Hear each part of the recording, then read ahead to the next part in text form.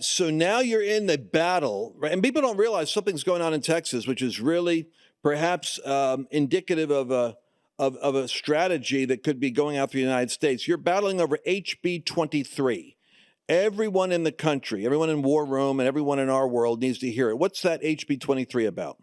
So, if we weren't in a battle for our Christian values right now, and if Islam, radical Islam, was not invading Texas and all over the country, creating no go zones in these Sharia cities where Sharia law is being put into place, and they're creating, these radical Islamists are creating their own police force.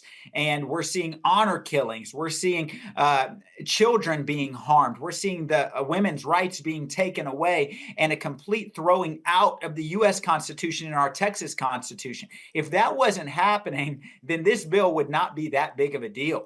But this bill, what it seeks to do is, the intent was good, is, hey, we're going to remove some regulation. We're going to make sure that developments can go into place.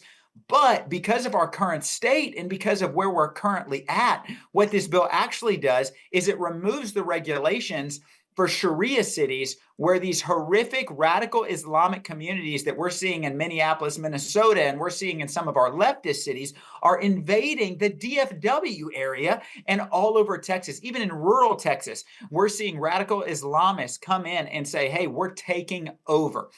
In fact, we see this on a daily basis on the Texas House floor, where we have resolutions that are honoring imams. We have resolutions that are honoring Zoroastrianism and radical Islamists and Pakistan Day, you name it. And so what we're seeing in these regulation bills is we're having to be heightenedly aware and educate the body, the 150 members, that, hey, this isn't a religious liberty issue where we're saying, okay, we don't care if you are Islamic. This is an activation of radical Islam into the state of Texas, where they are trying to take over. We see this with current state reps that are Islam or that are Muslim right now, that are taking ground every single day. And so this bill would allow, and this is the dangerous part, not just for these developments to be built, but this bill would actually allow for its own police force to come in, thus superseding our cities, our Constitution, and the protections that we have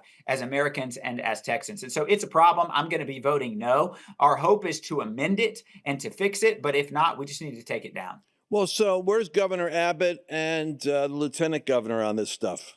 So it's interesting. We've seen Governor Abbott be incredibly vocal. Just a couple of weeks ago, he came out and said no Sharia cities are allowed in the state of Texas, and they're pushing for this. The narrative is correct. We see the lieutenant governor on the same page. The problem is we have a Texas House where our speaker got elected with a majority of Democrats, and he is completely owned by those Democrats. And so we see this radicalization of Islam coming in, and while our governor is standing against it, and while our lieutenant governor is standing against it, the Texas House continues to perpetuate this attack on our Western values. And Lance, you know this to be true, but radical Islam is not just another religion.